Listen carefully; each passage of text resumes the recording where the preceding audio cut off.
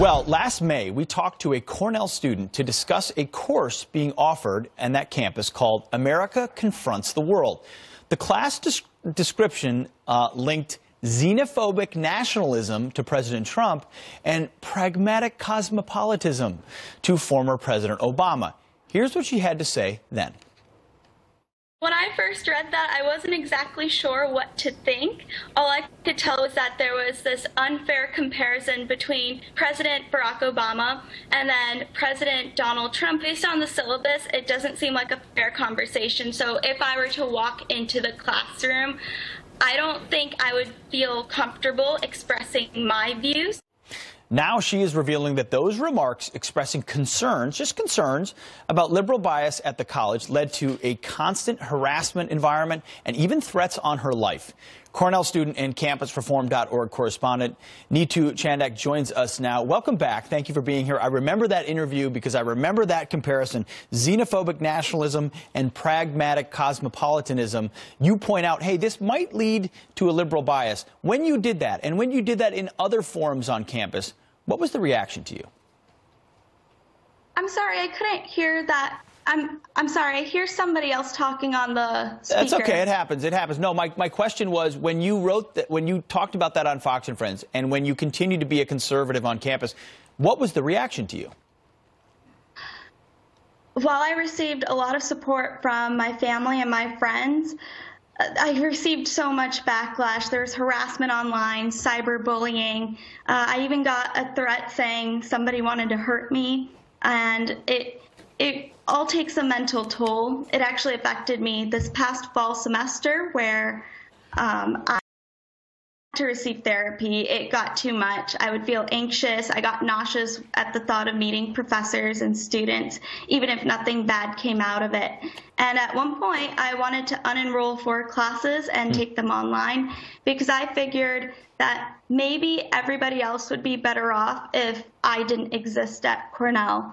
But the reason I didn't take that path, that's how they want to make you feel. You're literally living in an unsafe space because you're a conservative. Here are some of the posts that were made on Facebook toward you. It said, "I will fight you. Let's take them down," is another one. And then a second one is, "I will call all my friends and we will fight for Constantine in front of Whitehall." Another one. That's the professor. They're going to fight for this professor toward you. Another one on Facebook said, "Can you believe anyone would ever disrespect this professor like this? I would give up my life to fight for him. I will fight whoever disrespects him to the death." So this is in response to you calling out a course syllabus which is clearly biased on a campus which we know is biased. You even had to step down as an RA advising younger students because of your political views. And you say it only gets worse. Did you have any allies on campus who said, you know what, we should at least be hearing both sides of the story?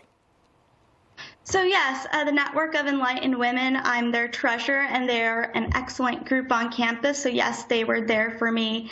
I've had the College Fix and, of course, Campus Reform. But other than that, I've kept very few people close to me, and it's a little bit difficult. I've had to get used to being hated on campus, but at the same time, it is freeing because I'm able to come here and share my story and make sure that conservatives around America know that if they stand up for themselves, they stand up to bullies, then we absolutely can win. I just want to point out, had you been an LGBT student, had you been a Muslim student, had you been any other variety of what is acceptable on or deemed to be a targeted class by those campuses, this kind of harassment would never be tolerated.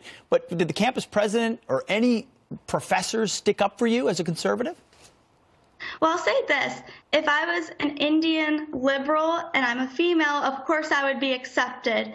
But because I identify as conservative, apparently that doesn't count. And there was one professor who reached out to me several months later after the interview, and she made my week because she said I needed to speak up more. And that was my oral communication professor. So I appreciate her support, but I didn't hear anything from the president of the university, anybody from campus, and yet they're willing to point out other forms of discrimination. Sure. Yet ideological discrimination doesn't count. Well, God bless that one professor. We'd love to have her on the program and explain why she's the only one, and even such, only over email. Neetu Chandak, thanks for your courage and for standing up in those cesspool of the Ivy League right now. We appreciate it.